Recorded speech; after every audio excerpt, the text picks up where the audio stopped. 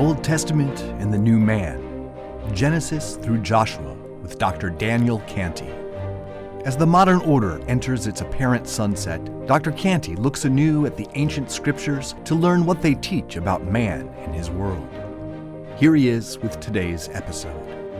Hello, my name is Daniel Cantey, and I'd like to welcome all of you to this episode of the Old Testament and the New Man. And the title of this episode is The Exodus and Modernity 1. So there's going to be two lectures here where we talk about the Exodus and modernity. This is the first of those two. The basic claim that I want to make in this lecture and in the next one is that there is a pattern within the story of the Exodus that allows us to understand modern phenomena. That the Exodus, or rather the theological logic that underlies the story of the Exodus, provides a kind of DNA, a kind of key for us to understand certain modern experiences. That if we take the Exodus and we understand it as the way of salvation, that it will help us to comprehend certain experiences in the modern world through a biblical lens that we may not have known was there. Now, this lecture is a kind of follow-up to lecture 5, where we talked about episode 5 rather, where we talked about a number of modern experiences in terms of rest. And so I want to briefly go back to one or two of those to refresh everybody's memory. So the first example that I gave was of someone having to go a long distance in the pre-modern world, say having to walk 100 or 200 miles. And the way that I described their trip was that they would exert themselves for a while, and then they would have to stop and rest. And when they rested, they would be in a sitting position, and this rest presumes that they've been working and that they're going to continue walking or working afterwards. So they go for a while, then they rest, and then they get up and they continue their journey. But the question that I asked was, what if you could pluck out that example, or that moment rather, of rest? What if you could pluck it out and universalize it? What if you could make it definitive for the entire trip? So that during the entire trip you are now resting, and there's no work in the way that you would have understood it in the pre-modern world, no work that precedes that rest, and no work that comes after that rest. Rather, you just have the rest. And at the same time, you're able to make that trip without anywhere near the constraints of time and space, really the physical constraints, the constraints of the body, that you would have had in the pre-modern world. What if you could pluck out that moment and make it all of a sudden become the experience of travel? And the argument that I made was that this has in fact already happened, that this is the experience of the modern automobile, where we sit in a position of rest and we move at these really amazing, unfathomable speeds from point A to point B, and we get from point A to point B with remarkable velocity. And so again, the constraints of time and space are no longer with us, and the moment of rest has been plucked out, and now we are freed from the constraints that we would have otherwise known as the basic parameters of our existence. Now, that's one example that I gave. There were a few others. For example, the case with air conditioning, where if you pluck out the moments of rest in the natural experience of an entire year, those weeks where you don't need AC or you don't need heat because the weather is just so wonderful, well, what if you could pluck those out and again make them universal? Make them the standard for day-to-day human experience throughout the year. And this is the experience, I argued, of our modern heating and air conditioning. So now we have this experience of rest that goes from the first of the year all the way to the end of the year. We don't have to sweat if we really don't want to. We don't have to be cold if we really don't want to, because we can stay in these conditioned environments. And at the same time, we are set free, as it were, from the natural world. We're no longer in the natural world. We don't have to suffer what it would impose on us. So the argument that I want to make here is that the original plucking out, when we think about the modern world, the original plucking out is not technological, it's not social or political or economic. It is theological. Something has been plucked out and made universal. Now, to put this in the proper context, this is a course where we are discussing the creation of Israel. We're moving from the call of Abraham all the way to Joshua when the people end up in the Promised Land. But what if we could pluck out a moment in that story and make that moment definitive for salvation? And it's important to note here that the story of creation and the story of salvation are by and large the same. How it is that God saves us is how it is that he creates us to be his creatures, to be bearers of the fullness of his image and his likeness. But what if we could take one moment out of the story, isolate and extract it from the rest of the story, and make it the beginning and the end of salvation? And this, I think, is what has happened with the Exodus in the modern world. There's a certain logic intrinsic to the Exodus, and that logic alone has become definitive for salvation. Now, there were no historians or theologians or leaders of the church, and really we're talking about the Western church here because this is a Western phenomenon. There were none of those leaders who said, as if they woke up one morning, I've got an idea. We're going to isolate the story of the Exodus and make the logic of the Exodus become the logic of salvation, so that salvation is no longer about being called a la Abraham and struggling towards rest a la the Promised Land. And no one consciously said, we're going to reject that larger story, and we're going to make the Exodus be the paradigm for what salvation is in the centuries that follow. It wasn't like that at all. It was a process that people participated in without knowing that they were participating in it. And the logic of the Exodus came to be supreme in Western Christianity without those who were implementing it, again, realizing that they were doing so. But it is the Exodus, I contend, the logic of the Exodus, that has been pulled apart and made the beginning and the end universalized to become the way of salvation. Now, in this telling, there's really no distinct rest in the Promised Land, except as that land is redefined in terms of liberation from the law of the Pharaoh. That's what rest is now. That's the end point. That's the goal. There's really no rest at all understood as it is biblically, because rest in the Bible, in the Old Testament, is understood in the context of law, most explicitly in context of the law of God. But here, when the Exodus becomes our paradigm in the modern world, rest is really put aside for a new concept of liberation, for a new concept of freedom.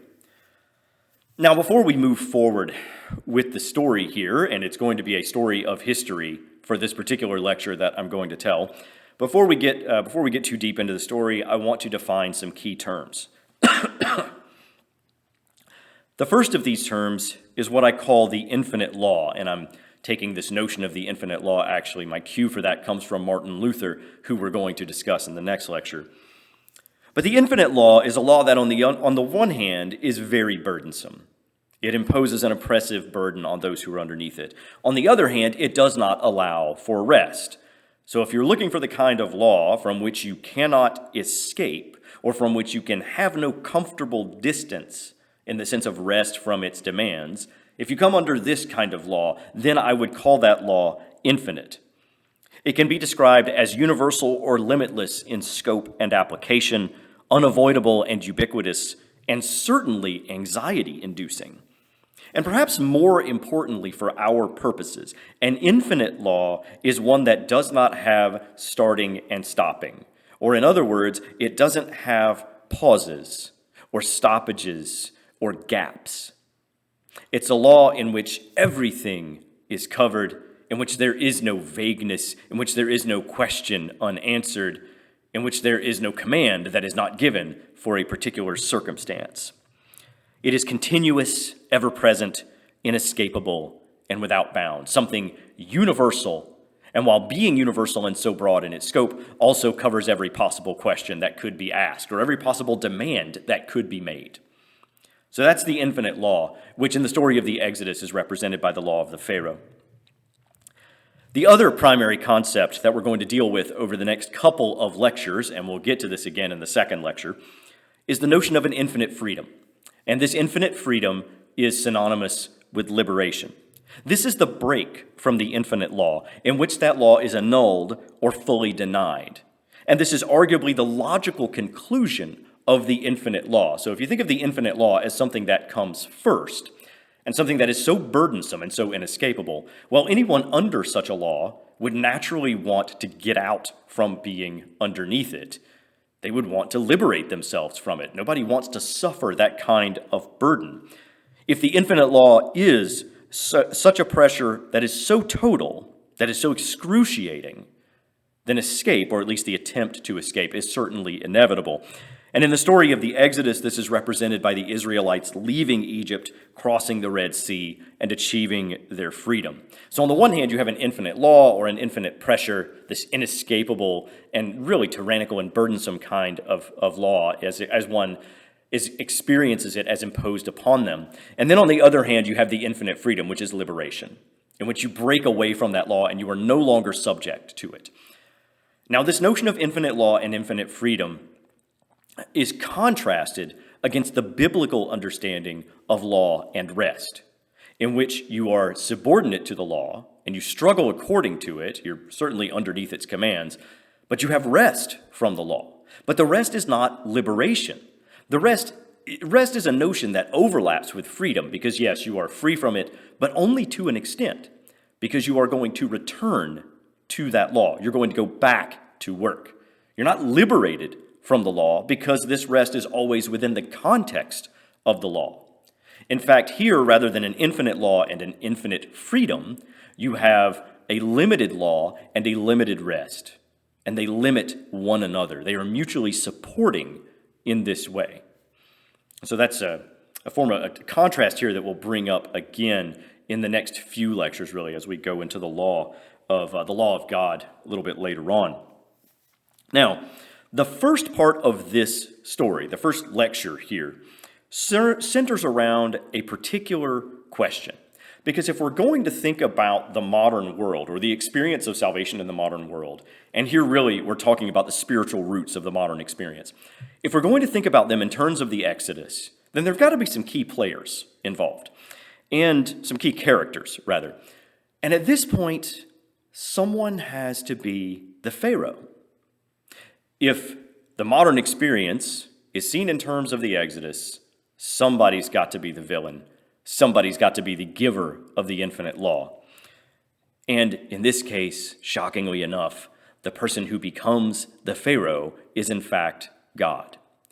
So the question is, how did God become the Pharaoh? Now, in this case, in the story as I'm going to tell it, it's not God directly who transforms, but it is the law that transforms. The law transforms, the canon law, the religious law, the law of the church. It transforms so that it does not allow rest, but excludes it. And God himself at the very end comes to resemble a tyrant, comes to be seen as a kind of fearful figure. Now, we're going to draw outlines of this over this particular lecture as I tell the history of the West. So we really won't get to the fullness of it until we get to the next lecture. There we'll have some very personal pictures from especially Luther, also Calvin. We'll talk about their experiences as they describe them. But here again, the big question is, how does God become the Pharaoh? And just to give you all the grand scope here, this is going to be a lecture on the history of medieval law leading up to the Reformation. The Reformation is really the deciding point here, because the moment of Exodus in this telling is congealed in the moment, or rather in the doctrine of justification by faith alone. Justification by faith alone is that way of understanding salvation in which the logic of the Exodus becomes the logic of salvation, the salvific logic. And so I'm going to hope to try to explain that over the next couple of lectures. And at the very end of the second lecture, I'll come back to the experiences that we discussed in episode 5 and show how these things map on to one another. So let's begin with the history. Well, in the background, we have the Great Schism, which occurs in 1054. Pope Leo IX of Rome excommunicates the Patriarch of Constantinople, and with him the East as a whole. Now, the reality of the schism in the Eastern mind did not set in until after the sack of Constantinople in 1204. So what happens in 1054 does not, in the minds of the Easterners, make them think, oh, well, we're in schism with the West and we're a different church now. In fact, it took a few hundred years for that mindset to really become grasped in the East. On the other hand, in Rome itself, and among a small but very influential group of leaders in the Western Church, the schism was a reality after the excommunication. And the notion of the schism as something that had in fact occurred spread earlier in the West than it did in the East. I bring this up to point out that for everything that follows, the schism had already occurred, and to denote that what is happening in this story is a distinctly Western phenomenon. So all the conflicts that I'm going to describe here are Western conflicts. They involve the popes, and they involve rulers in Western Europe, and they involve developments in canon law, which here is essentially the same as the law of God. It is the church's promulgation of that law with the scriptures in their hands. So, in the early 11th century Western Church, local rulers had power over who would become the bishop. Here's where we begin our story proper. Now, the local ruler would in fact sell the bishopric to the highest bidder. Now, being a bishop during this time in the 11th century was a big deal. You had a lot of power, you had a lot of wealth, you had a lot of land. So being a bishop meant quite a bit. And if you were a well-to-do member of a particular society or kingdom, you might want your son to be the bishop, because there's a lot of benefits to being the bishop. So what do? Well, you go to the local rulers, say you go to the king in your realm, and you say, I want my son to be a bishop in this area, and I'll pay you this much for him to be a bishop. And if the king likes the offer, he'll say, sure, I'll take that money, and now your son can be a bishop. So as you could imagine, this introduced a host of very unsavory characters into the Catholic hierarchy. Imagine for a moment having a bishop or having someone in a very high position within the church, on the church ladder. Imagine that person having really no spiritual qualifications, really no dedication to the spiritual life. Well, the leaders in Rome, by the time the middle of the 11th century came around, thought that this was a problem. The name of this problem was simony, which is so named after the man who's mentioned in the book of Acts, who wants to buy the Holy Spirit from the disciples, who tries to purchase the power. And of course, he's roundly denounced for that. So Simon attempts to do this, and later on in the church history, you have this real problem of simony. One of the other issues troubling the church was Nicolaitism, which was the idea of clerical marriage or even clerical concubinage, which the leaders in Rome also saw as a problem which was widespread in the church, in the Western Church at this time. So Leo IX, the same Leo who excommunicated the Patriarch of Constantinople, 2 months after assuming his pontificate in 1049, he convened a synod in Rome that denounced simony and violations of clerical marriage, in this case, clergy marrying to gain power and property. This was the first papal proclamation regarding these issues in the 11th century. But Leo, even though he made the proclamation, he didn't really enforce it. So there wasn't a whole lot of strength put behind what he was saying. That strength came about 20 years later in the form of Gregory VII, the new pope instituted in 1073. Taking up the problem of simony with a determination well beyond his predecessors, Gregory rejected the right of lay investiture as the solution to the church's ailment.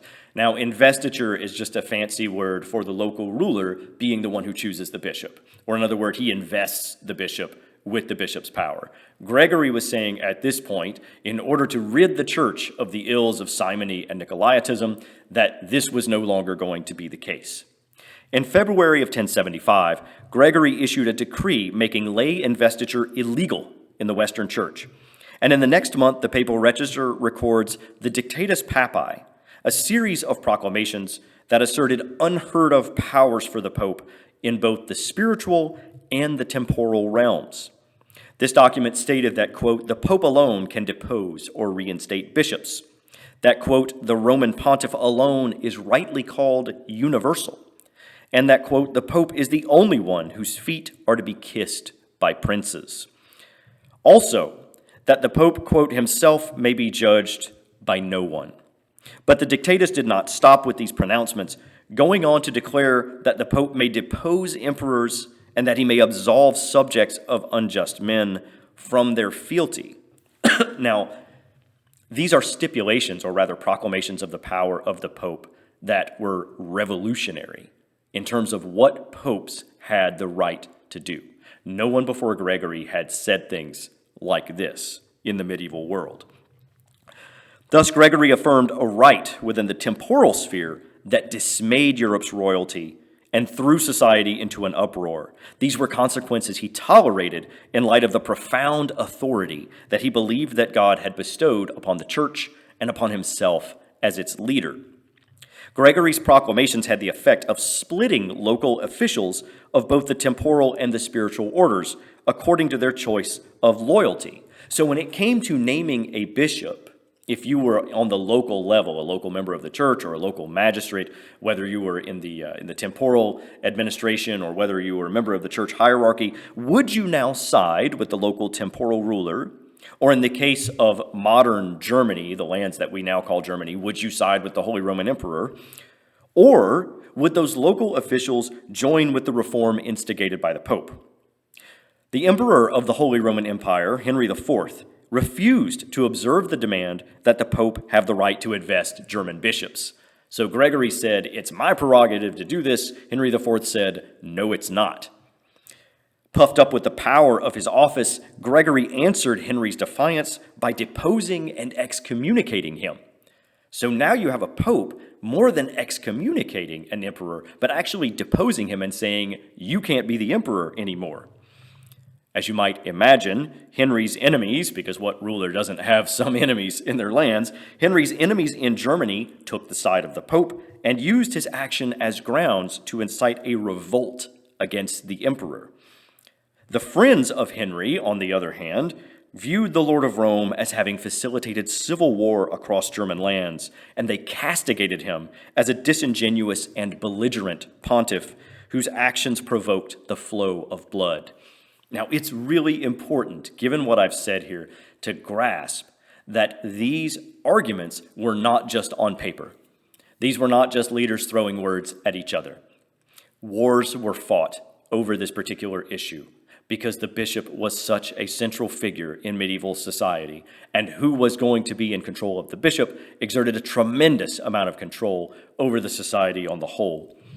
Wars continued between the empire and the papacy from roughly 1075 to 1125. That's 50 years of war over this issue of investiture.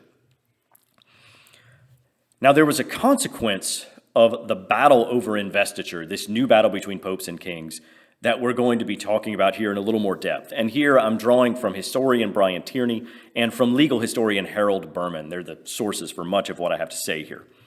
Now, in the 12th century, and up to even about 1250, the middle of the 13th century, there were a series of clashes involving the popes and the emperors of the German Hohenstaufen dynasty. So again, the Pope versus the Holy Roman Empire. Supporters of both sides in the controversy were concerned with legal questions, trying to decide the jurisdictions of the spiritual and the temporal authorities involved. So where does the king or the emperor's, where does his authority start and stop, and where does the Pope's authority start and stop? Tierney writes that they tried to define, quote, what precise classes of legal cases could be judged by a pope, and what were the limits, if any, to his legislative authority, what legal sanctions he could use in his dealings with temporal rulers, and whether he could hear appeals from other courts, end quote. So there were a host of legal issues surrounding these conflicts, and a growing body of trained jurists who set to the task of addressing those issues. At the universities that were springing up around Europe, including one of the most famous at Bologna, the discovery of Roman legal jurisprudence amounted to a kind of intellectual awakening. Legal scholars began to conceive of a legal system as a coherent body of ordered deductions from rational principles. There was a demand for rational and equitable legal procedures that could justify either the papacy or the emperors in their claims and in the administration of their realms. Now, it's important to see here the development in law that is taking place. Prior to this century, prior to, say, the very late 11th and into the 12th century, there would have been laws, but these laws would have been sort of haphazard and scattershot and individual or particular to particular cases. There wasn't a set of guiding principles that ordered them into a harmony. That wasn't the way that the law was constructed, either in mind or in reality. But this is what was beginning to change during this period as a result of the problems provoked by the investiture crisis.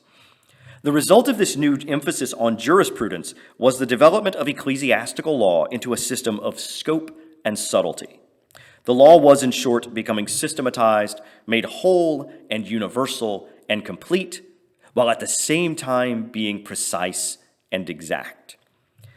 As it is written in the Digest of Justinian, which is a doctrine from the 6th century Byzantine Empire, it was desired that the law be brought, quote, into one harmonious system, so that it should present no contradiction, no repetition, and no approach to repetition, and that nowhere should two enactments appear dealing with one question, end quote.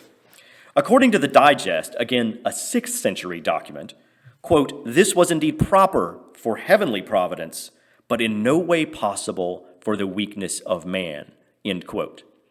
So there in the Digest of Justinian, some 500 or 600 years earlier, it was thought that this kind of law could not be developed.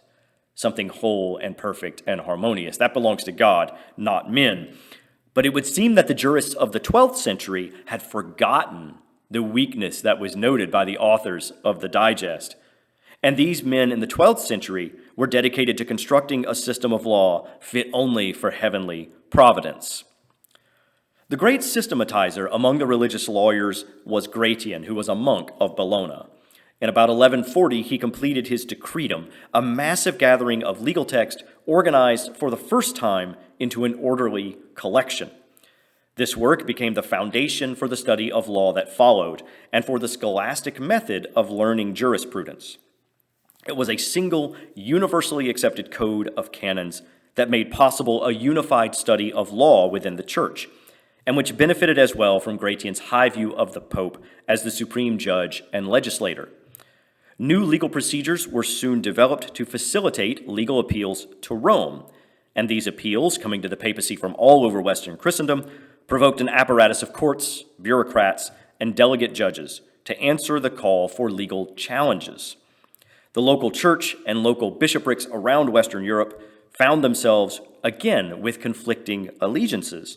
Should their loyalty, when they approached a particular question, first lie with the papacy or with the emperor?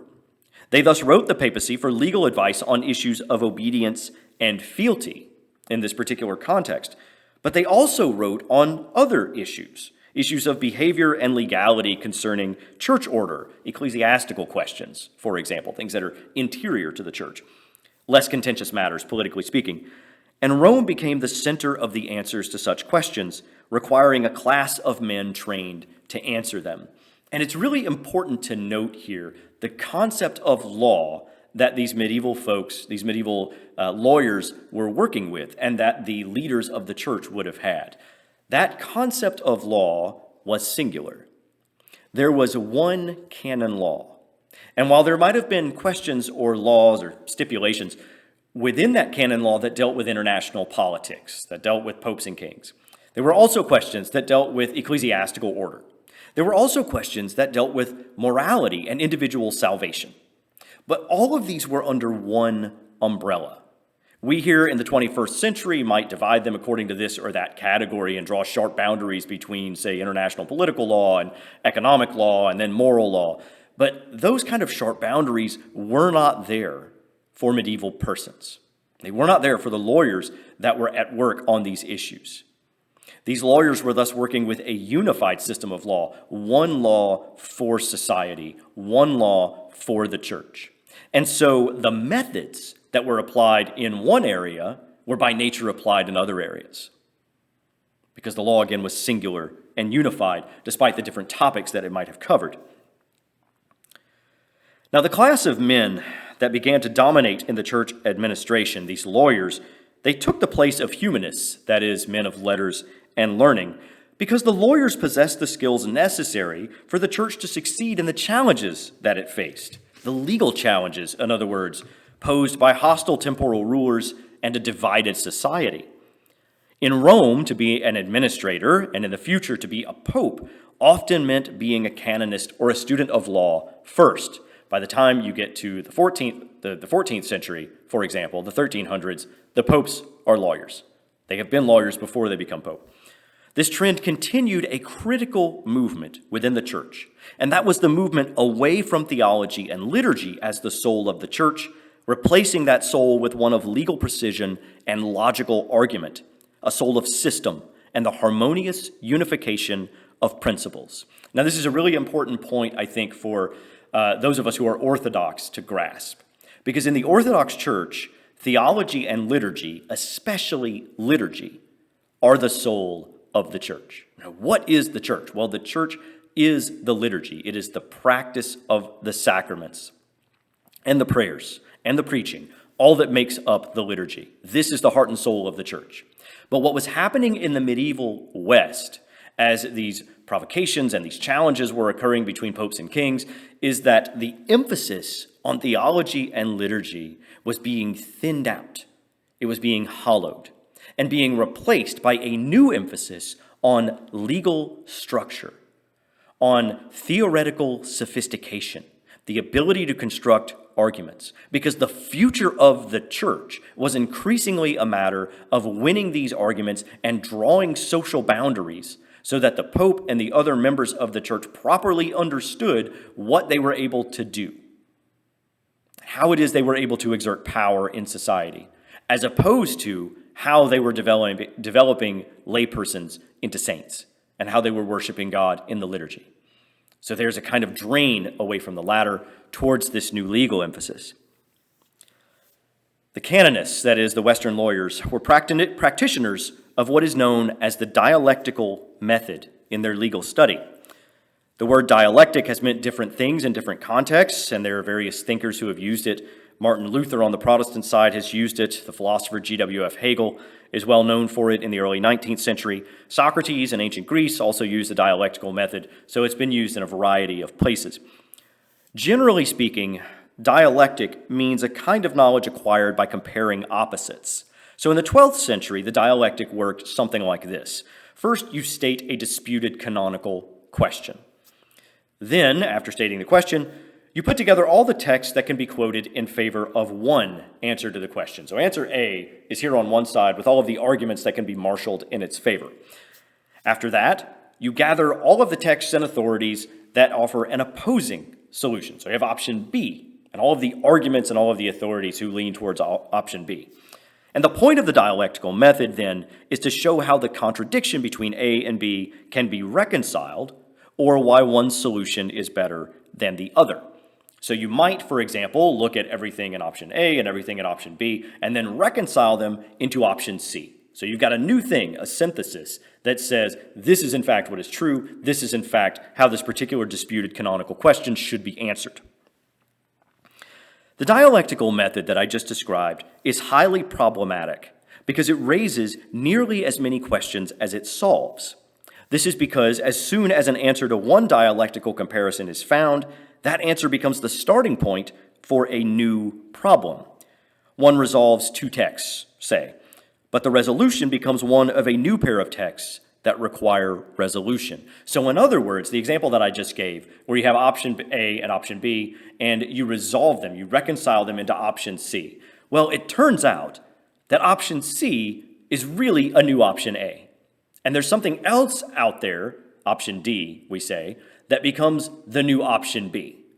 And so rather than resolving a particular question and coming to a definite end regarding a canonical dispute, really what you have done is furthered the dispute.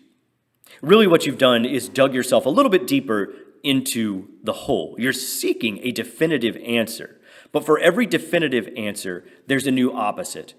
that you now have to contend with as you are furthering this striving for truth. The result of this painstaking search for legal clarity is an explosion of writing that obfuscates more than it makes clear. So in the wake of Gratian's Decretals, which was this large and foundational work, there appeared hundreds of commentaries that hoped to continue the work of harmonization that the original master had set out to accomplish. So Gratian, in other words, didn't really answer all that much.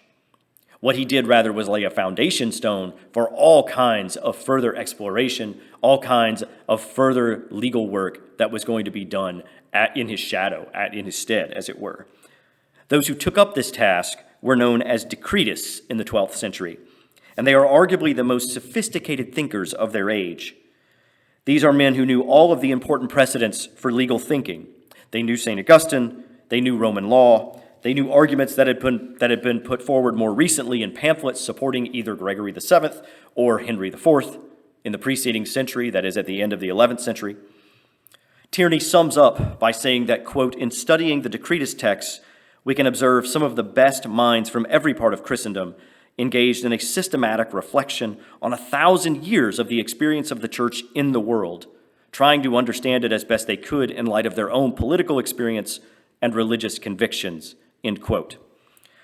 Now, what I want to emphasize at this point is that the newly systematic character of the law that was developing over the course of the 11th century and which was provoked by these disputes over the power of popes and emperors, it becomes the embryonic expression of the infinite law. Because here, for the first time, you have a canon law that is universal in scope, that is meant to be whole, that is meant to be complete, that is meant to cover every question. And at the same time, in its completeness and its wholeness, its pursuit is to leave no gap between various questions. Everything is supposed to be answered. There is supposed to be no vagueness. There is supposed to be no contradiction. There is supposed to be no stone left unturned, to use the cliche.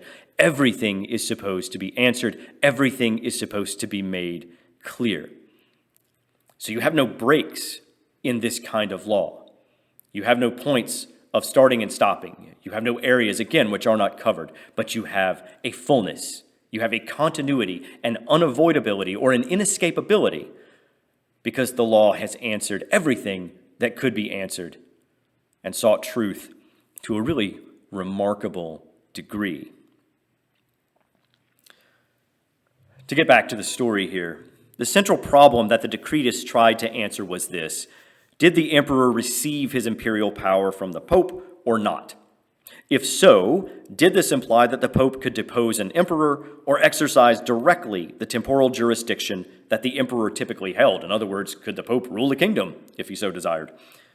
An argument common at the time and voiced by one Rufinus in Bologna in 1157 was a reinterpretation of the doctrine of the keys when Christ says to Peter, "Whatever you bind on earth shall be bound in heaven." By this new reading, there were two empires, a heavenly one and an earthly one. The Pope ruled the heavenly empire of clergy and spiritual affairs, while he also ruled the earthly empire of the laity and secular matters. This put the Pope finally in charge of both the spiritual and the temporal orders, although Rufinus was quick to add that the Pope only ruled the secular realm by authority, but not by administration. That is, temporal rulers, like kings and emperors, were the administrators of the secular realm, and justly so. But the final authority from which they derived their own power was the Pope. The centrality of this argument was that it located the Pope's power over the emperors in the doctrine of the keys, which was a more traditional way of looking at papal authority. Now, by the year 1200, after a full century of this legal development, there were champions of different perspectives at the university in Bologna. The first was Huguccio, a lawyer there who argued that God had ordained the separation of church and the kingdom, so that the Pope could depose a secular ruler only by cooperating with nobles who had the true right to initiate action against a tyrannical ruler. Alanus, on the other hand, his adversary on this point, thought the opposite and advocated a philosophy of something like papal world monarchy. In his mind, since Christ had been Lord of the world, so the Pope, Christ's vicar, necessarily possessed full sovereignty over spiritual and temporal affairs. All rightful authority thus found its origin in the Pope. This kind of thinking was well at home in the reign of Innocent III, Pope from 1198 to 1216, who we're going to talk about in just a moment. What I want to point out here before we get to Innocent, though, is that we see over the 12th century the growth of an infinite law, a law which is universal and covering all things. And at the same time, we see the development from Gregory the 7th through the 12th century. We see the development of claims of papal power. So the law grows in its power, in its size, in its immensity, and in its scope. And at the same time, the supreme legislator, the Pope, also appears to grow in power, appears to gain in strength. But the claims from Gregory the 7th in 1075 all the way to Innocent III. Now, Innocent never bluntly argued that the Pope possessed supreme temporal authority in the effort to justify his interventions in temporal government. So he never said it directly. But his theological rationale and his actions imply this conviction that he has this supreme authority. In addition to informing the emperor at Constantinople that the priesthood surpassed the kingship as the soul over the body, Innocent construed the position of the Pope by reference to the description of Jesus as a priest of the order of Melchizedek. That is, Melchizedek, a man who had been both priest and king. By this argument and others like it, Innocent reserved the supreme right of judgment in worldly affairs for the papacy, a right he put to work in several instances. For example, he resolved a dispute between two aspirants to the throne of the Western Emperor, and in his arbitration, he also arbitrated controversies between the kings of France and England. In other instances, Innocent deposed a king in Norway and had another established in Bulgaria, while laboring to enlarge the Papal States in Italy. The Papal States were a realm that the Vatican ruled over in Italy. Innocent III wielded papal power with an authority relatively undisputed by the temporal dignitaries involved, as if all recognized that the augmentation of spiritual powers of the Pope into the temporal order reflected the rule, or the order rather, desired by God. This is the unique achievement of Innocent's papacy, the height to which no pope before or after would ascend. So when kings had disputes, they went to the Pope and they listened to the Pope. And when the Pope made decisions internationally, the leaders of various countries or realms obeyed. So Innocent's power, more than any other person before or after him, went unquestioned, and he exercised it with a great deal of freedom compared to any of the other popes, really. But Innocent is very important for another reason, and that is that he oversaw the Fourth Lateran Council in 1215. Preceded in 1179 by the Third Lateran Council, together the Third and Fourth Lateran Councils issued hundreds of new statutes that solidified the Church's grounding in a concept of law independent from theology and lacking an apparent limit to its expansion. With the councils, the 12th century culture of lawyers took a significant step forward. For from the 1190s into the first decades of the 13th century, the Church composed no less than 5 major systematic collections of decretals. So the entire culture of law that developed over the 12th century was building up to this point, towards the end of that century and in the early 13th century. Innocent, again reigning from 1198 to 1216, thus stands at the center of the congealing of the legal consciousness so pivotal for the 12th century into a detailed codex of rules with the formal stamp of the papacy. So all that was unofficial in this legal development through most of the 12th century becomes official in Innocent's rule in the 13th century. Following Innocent, in 1234, Pope Gregory IX would complete the process by amassing a comprehensive collection of decretals, including roughly 2,000 sections that represented a century of legal development, really almost a century and a half of legal development at this point. Joined with the Decretum of Gratian, Gregory's collection would serve as the foundation of canon law for the Catholic Church into the 20th century. So here you have thousands of laws systematically ordered and put together, now having the stamp of the papacy. and this happening with Innocent III being right in the middle of this process. And canon law for the Western Church is formed to stand for many centuries following. Now, it's helpful to note here at this point, we can't pass through the 13th century, as we're going to do rather quickly, without talking about Thomas Aquinas, who lived from 1225 to 1274. And for our purposes, it's really good to know about Thomas Aquinas as a really great example of the dialectical reasoning that I discussed a few moments ago. So Thomas poses a question in his Summa Theologiae. He gives all of the reasons that one would believe option A, and then the reasons that one would believe option B, and then he reconciles the contradiction. He'll say, well, here's how they can be brought together, or he'll say, here's why one option is better than the other. And so there's a really great kind of paradigmatic crystallization of the dialectical process, the dialectical method in Thomas Aquinas in the middle of the 13th century, the 1200s. Now, moving on with the story, we're going to skip pretty quickly over the 1200s until we come to their end. There was a general decline of papal power over the 13th century from Innocent, so Innocent is the apex and things start to go down a little bit, until the collapse at the beginning of the 14th century with Boniface VIII. In his battles with the French king Philip IV, Pope Boniface issued the bull Unam Sanctam. Promulgated in 1302, the bull affirmed that the church's sheep belonged to one shepherd, lest they not constitute one flock. It also argued that, quote, the spiritual power has to institute the earthly power and to judge it if it has not been good, end quote.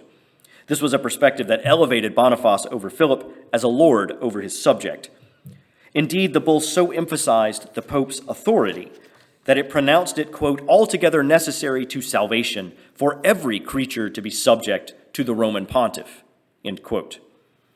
And one could hardly imagine a more explicit and forceful combination of the papacy's spiritual foundations, that is, it is necessary for salvation, with its supposed temporal authority. It's necessary if you want to be saved, that every creature be subject to the Roman Pope, not only religiously or in ecclesiastical matters, but also politically, as the Pope is over the king. King Philip responded to Unam Sanctam by commissioning a military attack on the person of Pope Boniface, who had recently taken up residence in his hometown of Anagni in Italy. In 1303, the king's leading minister and an army of mercenaries assaulted the town in an effort to find the Pope, discovering him after an afternoon of fighting. The minister and an associate entered the papal chambers to see Boniface, an old man, decked out in his full pontifical attire and holding a crucifix. The invaders insulted and mistreated him, but they could not finally decide what to do regarding their captive. After all, he was the Pope. A delay of 3 days permitted the people of Anagni to expel the mercenaries, with the Pope escaping and returning to Rome. Yet the unfathomable humiliation of the affair had done its work, with a shocked Boniface dying a few weeks later. His successors did what Boniface would have thought was the worst by capitulating to Philip. And they even lauded the king for his piety that he had displayed in his conduct with the earlier pope, that is, with Boniface. So you can imagine Boniface sort of rolling over in his grave as these things were occurring. Not long after Boniface, the papal throne relocated to Avignon in France, where it would stay for roughly 70 years, from 1309 to 1378. The popes during this period amounted to little more than lackeys of the French kings, having been deprived of their independence and in complete contrast to the superiority of Innocent III. Innocent III, who towered over all of these kings and rulers of various stripes, and now you've got popes who are basically in the shadow of the French king. The church hierarchy also fell prey to the simony that had troubled it prior to Gregory, again in the 14th century. And it returned to the corruption that had provided an immediate cause for the eruption of Gregory's reform. The fall of the papacy was thus nearly exhausted in what scholars refer to as its Babylonian captivity, that is, the exile from Rome to Avignon. It's at this point that the spiritual authority of the papacy devolved into the partisan of a particular ruler, the French ruler, a subordination obvious to the remaining European monarchs. Now, the collapse of the popes may seem like it's a little bit divergent from the story of law that I was telling earlier. But it's interesting because we're going to see we're going to see its relevance as we make a shift here. And the shift is from the law as primarily being seen in terms of political questions or in terms of political or international relations, the relationship between popes and kings.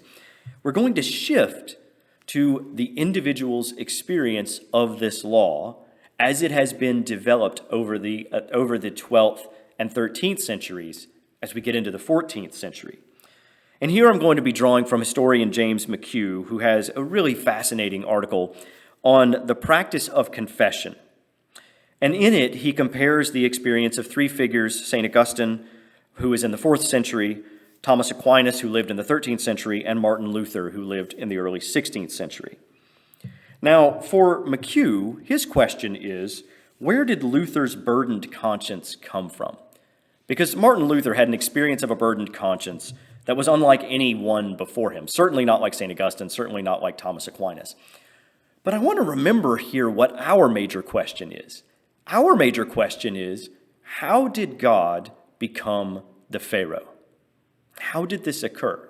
And what we have seen to this point is a transformation in the law, from the law of God, that is a law that provides for rest, a law that is actually centered in theology and liturgy, to a law that does not allow for starting and stopping, that has no place where one can be set apart from it. In other words, a law that in its expansiveness and in its precision does not allow for rest. And we have yet to see a context in which that denial of rest could be applied. But here we're about to see it in the McHugh article on confession. Now, what McHugh argues, I'm going to quote from him here, is that there is, quote, a spiritual matrix for Martin Luther, which was practically non-existent in the time of St. Augustine, and which existed only in embryo in the time of Aquinas, but which developed dramatically in the 14th and 15th centuries, end quote. So whatever was happening developed during the time of Aquinas in the 13th century, but really only hit its stride as being anxiety-inducing in the 14th century. Now, McHugh starts his story of the medieval world by talking about how confession became legalized at the Fourth Lateran Council, that is, in the year 1215. It was one of the laws passed by Innocent III. It was at this point that confession was required at least once a year. And now, if you're Orthodox, you may be thinking, well, that's not really a big deal. There are some jurisdictions within Orthodoxy that require you to confess every 3 weeks, and confession is pretty normal. It's something you should do. You should go and take your spiritual medicine. So this seems to be not really that big of a step, all things considered. But by 1351, 50 years into the 14th century, according to McHugh, this trend developed both in the frequency and intensity of confession. It developed to the point that it was required to confess all of one's sins as far as one could remember. This began with one's mortal sins, which had to be remembered as far as possible. So you start with your mortal sins, but really you have to start remembering all of your sins at this point.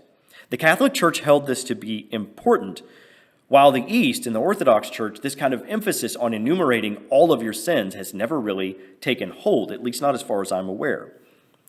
For Thomas Aquinas, and here I'm still drawing from McHugh, for Thomas Aquinas, writing in the mid-13th century, he stated that it is necessary to enumerate and confess all of one's mortal sins as one is able to remember. But the point, which is important here, is that this didn't really seem to be troublesome to Thomas at the time.